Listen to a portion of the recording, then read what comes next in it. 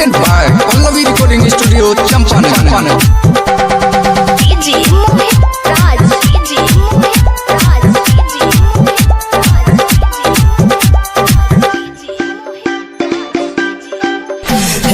हार देबोगे छोड़ी सिंगार देबोगे, हार देबोगे छोड़ी सिंगार देबोगे, अइहे सरसी बाजार तोरा सब कुछ देबोगे, अइहे सरसी बाजार तोरा सब चीज देबोगे।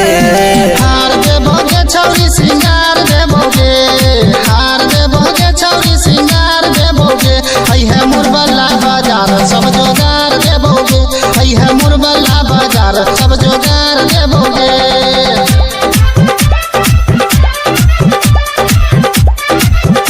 Presented by Pallavi Recording Studio, Champaran.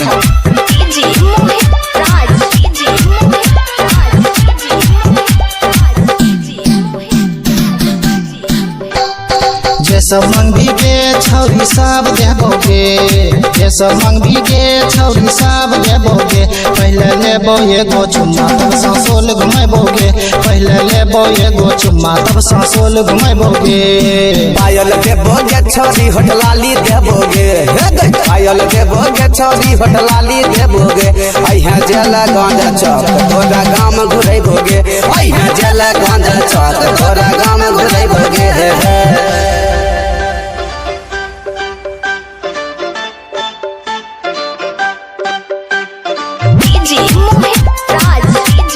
Presented by Pallavi Recording Studio, Champaran.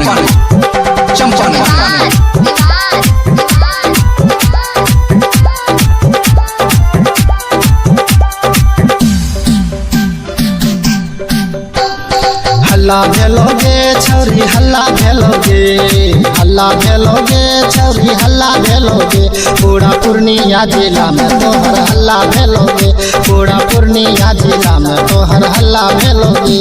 Film देखेबोगे छोरी सिनेमा देखेबोगे, फिल्म देखेबोगे छोरी सिनेमा देखेबोगे, अइहे सरहसी बाजार तोरा चौमिन खिलेबोगे, अइहे पूर्णिया बाजार तोरा चौमिन खिलेबोगे।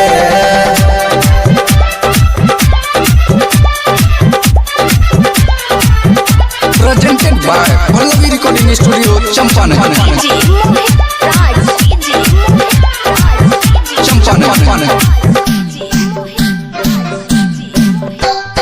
मान ले लीगे छौरी मान ले लीगे, मान ले लीगे छौरी मान ले लीगे, विक्की माला के अपन मान ले लीगे, चिंटू संगम के अपन मान ले लीगे।